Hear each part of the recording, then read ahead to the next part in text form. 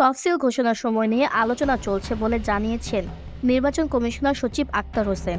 বুধবার 10 ডিসেম্বর রাষ্ট্রপতির সঙ্গে সিইসি সহ নির্বাচন কমিশনারদের সাক্ষাৎ শেষে গণমাধ্যমে পাঠানো বিবৃতিতে এ তথ্য জানান তিনি। ইসি সচিব বলেন, রাষ্ট্রপতি সন্তোষ প্রকাশ করেছেন। আউট অফ কান্ট্রি ভোট নিয়ে কৌতূহল ছিল রাষ্ট্রপতির। নির্বাচন কমিশন এগিয়ে যাচ্ছে।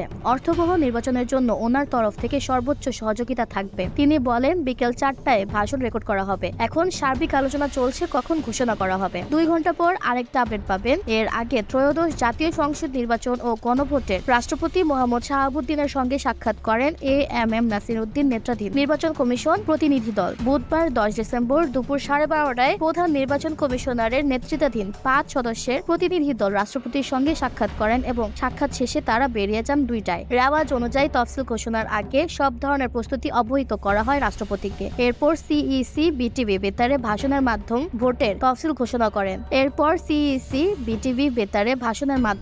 তফসিল ঘোষণা করেন। প্রথমবারের মতো প্রবাসী ভোটার, দেশের ভেতরে দায়িত্বপ্রাপ্ত সরকারি কর্মকর্তা এবং কয়েদিরা আইটি সাপোর্টেড পোস্টাল ব্যালটের মাধ্যমে ভোট দিতে পারবেন। এছাড়া কোনো দল জোট গঠন করলেও এবার নিজেদের প্রতীকের বাইরে অন্য দলের প্রতীকে ভোটে অংশ নেওয়ার সুযোগ রাখেনি নির্বাচন কমিশন। ত্রয়োদশ জাতীয় সংসদ নির্বাচনে ভোট দেবেন প্রায় 13 কোটি নাগরিক। সবশেষ হালনাগাদ ভোটার তালিকা অনুযায়ী নিবন্ধিত ভোটার সংখ্যা 12,76,95,183 জন। এর মধ্যে পুরুষ ভোটার 6,48,14,907 জন, মহিলা ভোটার 6,28,79,042 জন এবং তৃতীয় লিঙ্গের ভোটার 1,234 জন। ভোটারদের জন্য 42,761টি কেন্দ্র চূড়ান্ত করা হয়েছে, যেখানে মোট ভোটকক্ষ 2,44,649টি। এর মধ্যে পুরুষ ভোটকক্ষ 1,15,137টি এবং মহিলা ভোটকক্ষ 1,29,602টি।